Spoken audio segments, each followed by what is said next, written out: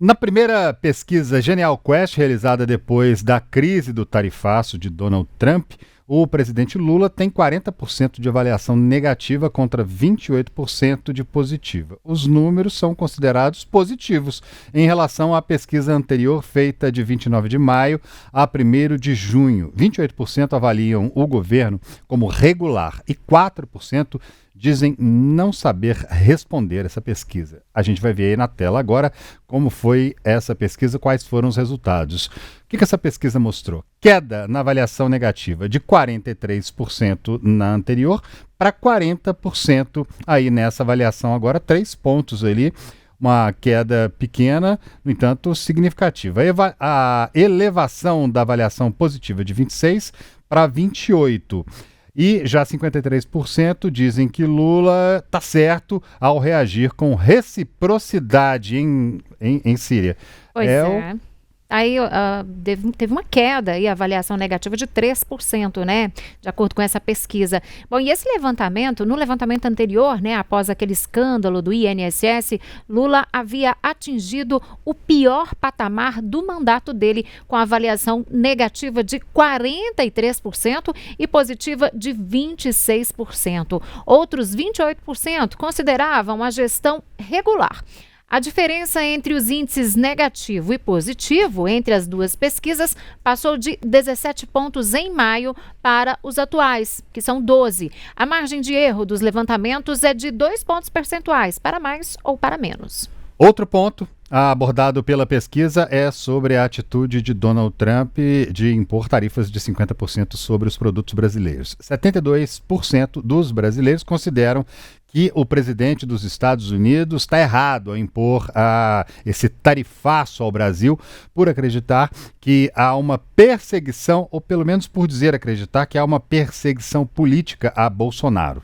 Mais da metade dos brasileiros acredita que o presidente dos Estados Unidos não tem o direito de criticar o processo judicial que envolve aí o ex-presidente Jair Bolsonaro. Ao responder a uma pergunta, Trump tem direito de criticar o processo em que Bolsonaro é réu? 57% das pessoas afirmam que não. Outros 36% avaliaram que sim, enquanto 7% não souberam ou preferiram não responder. Pois é, a gente tem ali a lâmina, né? Uma arte aí para você entender melhor essa pesquisa com esses dados, né? Que a gente acabou de falar, essa divisão, portanto, aí entre as pessoas que participaram dessa entrevista. Essa pesquisa ainda perguntou aos brasileiros sobre as motivações de Trump para impor tarifas ao Brasil. Vamos ver aqui as respostas. Olha só, as motivações de Trump, portanto, de acordo com as respostas aí dos brasileiros a essa pergunta. 26% dizem, a maior parte ali diz que os motivos, né, foram as falas de Lula na reunião do BRICS. 22% mencionam as ações do STF contra Bolsonaro. 17% atribuem a influência a Eduardo Bolsonaro, né? Influência de Eduardo Bolsonaro, filho do ex-presidente Jair Bolsonaro, que está nos Estados Unidos. 10% citam as ações do Supremo Tribunal Federal contra Big Techs americanas. 25% não souberam ou não quiseram responder, não quiseram opinar aí sobre o assunto, André. Pois é, a pesquisa ainda perguntou se essa tarifação afetaria a vida dessas pessoas entrevistadas. E 79% disseram que sim, enquanto 17% disseram que não. Por outro lado, 4% não souberam responder. Bom, a pesquisa ouviu 2.004 pessoas e foi feita entre os dias 10 e 14 de julho. A margem de erro é de 2 pontos percentuais para mais ou para menos, como a gente já falou por aqui, e o nível de confiança é de 95%. Para a gente fazer uma avaliação mais ampla sobre o levantamento, nós conversamos agora com o cientista político e professor Lucas Zandona. Muito boa noite, professor, e muito obrigado já pela presença aqui com a gente. Muito boa noite, é um prazer estar com vocês novamente. Professor, a gente viu ali, né, uma leve melhora, mas a desaprovação do governo Lula segue alta. O que está por trás dessa tendência? É economia, desgaste político ou é falta de comunicação, como o próprio governo costuma colocar ali em suas falas? Para analisarmos essa pesquisa, nós precisamos verificar um espectro maior. Se nós considerarmos desde o início do ano, nós ainda continuamos no mesmo cenário, ou seja, a desaprovação do governo é maior do que a aprovação. O que tem sido celebrado com a pesquisa da Quest, que foi divulgada hoje, é que a desaprovação caiu um pouco e a aprovação subiu um pouco, mas ainda existe uma margem maior do que a margem da própria pesquisa, ou seja, o cenário que foi estabelecido desde o início do ano, ele ainda não se alterou, mas a pesquisa também traz uns aspectos interessantes que a melhora do governo, da percepção positiva do governo, ela foi muito mais favorecida por essa polêmica com o presidente americano do que por êxitos na economia. E aí é interessante nós percebermos que a grande divulgação, a grande campanha que o governo fez, por exemplo, aquela questão da taxação dos super ricos, aqueles vídeos de inteligência artificial, não tiveram um impacto significativo nessa pesquisa, ou seja, a percepção dos entrevistados foi muito mais em relação ao evento dos BRICS no Brasil e, posteriormente, o tarifaço do Trump, do que melhoras significativas no cenário econômico do Brasil. Agora, professor, eu queria falar um pouco da seguinte questão. O leve crescimento aí na aprovação do Lula está, na sua avaliação, diretamente relacionado aí à postura dele frente aí ao que está acontecendo sobre essa taxação dos Estados Unidos ou a outros fatores conjunturais?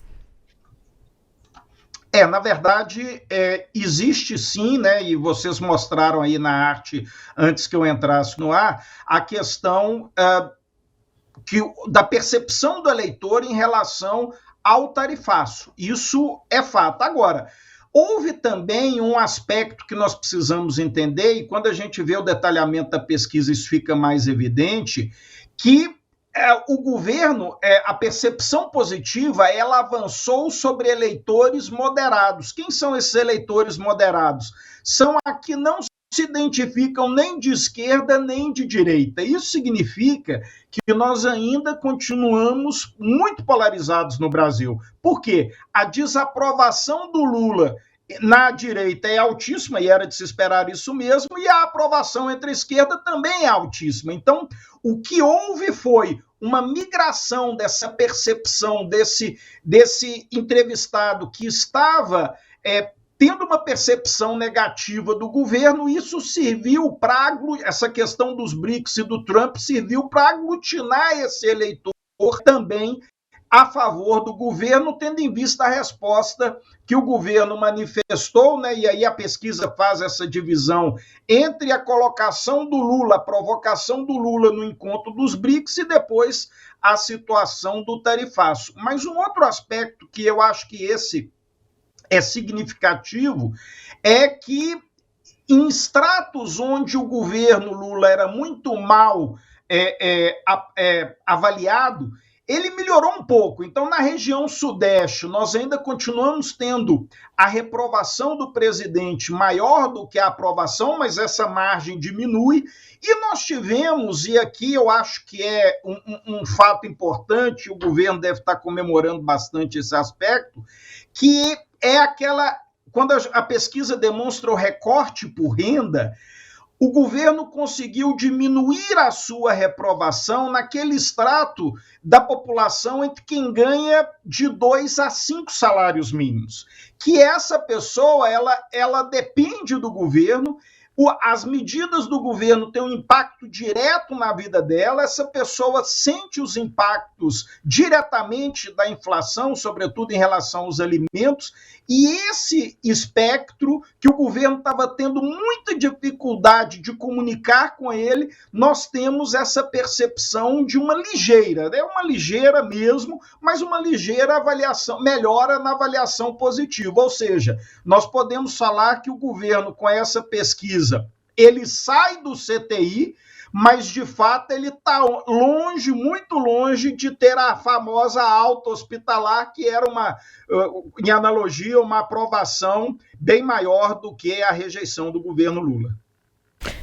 Professor, eu ia justamente perguntar sobre essa questão dos moderados para o senhor, né? Que eles sendo aí os responsáveis por essa melhora na avaliação do governo do presidente Lula. Mas aí eu queria fazer uma conexão com uma outra fala do senhor, que é em relação a como que houve essa migração, né? Eu estava ouvindo mais cedo o Felipe Nunes, que é o diretor da Quest, falar que os números mostravam que a população, grande parte da população estava avaliando como boa a resposta do governo, não só em colocar, não só nas palavras e no tom utilizado, mas também colocando, por exemplo, o vice-presidente Geraldo Alckmin como um porta-voz, né, como um negociador disso tudo.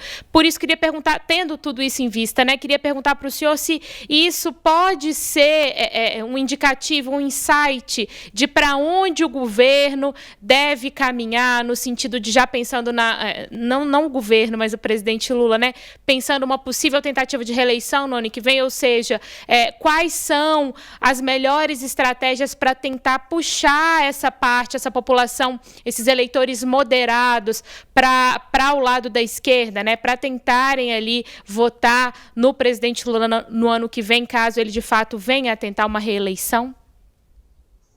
Exatamente. Essa situação do eleitor moderado, a gente precisa definir que é aquele cidadão que não é um militante de direita, nem é um militante de esquerda. Ele já votou na direita, ele já votou na esquerda, e ele é que é esse fiel. Por isso que a gente coloca esse eleitor como de centro. E a percepção deste eleitor em específico é que teve essa migração a favor. Por isso que essa diferença entre a reprovação e a aprovação do governo, ela diminui, ela aproxima. A reprovação ainda continua maior. Mas quando o governo consegue atingir os moderados, aí nós temos uma perspectiva muito boa para o ano que vem. Por quê? Porque é esse eleitor que vai definir o cenário eleitoral. Então, o governo agora tem que ampliar o discurso, ampliar os meios de comunicação para atingir esse eleitor moderado, porque esse eleitor, ele já se desiludiu com a direita, ele já se desiludiu com a esquerda, mas ele está aberto a analisar esse cenário e a deliberar sobre o seu voto. Então, o governo deve aproveitar, e é interessante porque a percepção desse eleitor, ele é muito mais atrelado ao cenário internacional do que melhorias efetivas na economia. A própria pesquisa demonstrou isso. A percepção do eleitor ainda, ela não é favorável em relação ao cenário econômico, ou seja, aqui nós temos uma margem para o governo melhorar nas pesquisas. E dentro desse aspecto, o governo tem que passar a ampliar esse rol de moderados. Então, o governo vai ter que estabelecer um discurso aí com a bancada religiosa, e eu me refiro àquelas bancadas que são ostensivamente, onde a fé faz parte da questão política, e aí nós podemos ter os evangélicos, os católicos, então, e nesse aspecto o governo tem que dialogar com esses moderados, e o governo tem que dialogar com essas pessoas que ainda não sentiram uma melhora na sua situação de vida, na sua condição de vida. Porque se nós analisarmos, e o extrato da pesquisa demonstra, que se você pega entre os eleitores de alta renda, a situação não se alterou, entre os eleitores abaixo de 2 salários mínimos, a situação também não se alterou, porque esse extrato depende basicamente de benefícios assistenciais do governo. Então, o governo tem que dialogar com esse centro mesmo. Esse centro é que vai ser o fiel, foi o fiel da eleição passada e certamente vai ser o fiel também que vai definir a eleição do próximo ano. Agora, professor, o quanto que a opinião pública, o senhor estava falando desse eleitor, né? O quanto que essa opinião pública é realmente sensível aí a eventos, né? Como esse anúncio aí de taxação do Trump, né? E por quanto tempo ela permanece relevante aí para o eleitor? Veja, como a situação ainda não começou a ser implementada, eu digo o tarifaço lá vai se dar somente a partir de agosto, então a percepção concreta por parte do eleitor só vai acontecer a partir do mês que vem, quando o eleitor começar a perceber que alguns produtos podem ter ficado mais caros, outros podem ter ficado mais baratos, mas o impacto ainda está sendo estimado. E essas conversas que estão acontecendo lá em Brasília, com a gestão do vice-presidente, demonstram que o Brasil quer ganhar tempo nesse momento. Nós precisamos ganhar tempo para tentar negociarmos cotas, como foi feito com a siderurgia, para tentar sair desse tarifaço. Agora, se isso não acontecer, realmente é um impacto significativo, porque o Brasil tem exportações, apesar da balança ser mais favorável aos americanos, mas nós temos vários produtos que fazem parte aí da nossa cesta de exportação que vão diretamente para os Estados Unidos, e isso vai sofrer um baque gigantesco, né? Então, por exemplo, a questão do café é interessante nós pensarmos, porque os Estados Unidos compram café brasileiro, mas taxando o café brasileiro em 50%, parte vai ser exportada para outros países, mas parte vai ficar no mercado interno. Então, pode ser que, no primeiro momento, esse café que não foi para os Estados Unidos seja vendido aqui mais barato, mas isso tem um limite, isso não vai ser... não vai ficar de graça. Então, nós precisamos entender que o eleitor ainda não sentiu no bolso. E na hora que ele sentir no bolso o impacto desse tarifaço, e aí nós vamos ter aí o final de agosto, a partir de setembro, aí sim essa percepção vai ficar mais definida. Ou seja, pode ser que o que foi favorável que a pesquisa indica para o governo na reunião dos BRICS aqui no Brasil, pode ser que isso já seja perdido a partir de setembro, se o eleitor começar a perceber que a situação no seu bolso ficou pior, porque os produtos estão mais caros e nem tudo que foi prometido, o desemprego pode aumentar, isso tudo vai atingir o eleitor. E quando isso atinge o eleitor, a percepção dele vem de fato na manifestação nas pesquisas e posteriormente no ano que vem nas urnas. Certo, cientista político e professor Lucas Andona, agradecemos mais uma vez muito a sua colaboração conosco, muito obrigada e até uma próxima oportunidade. Muito obrigado, estou à disposição.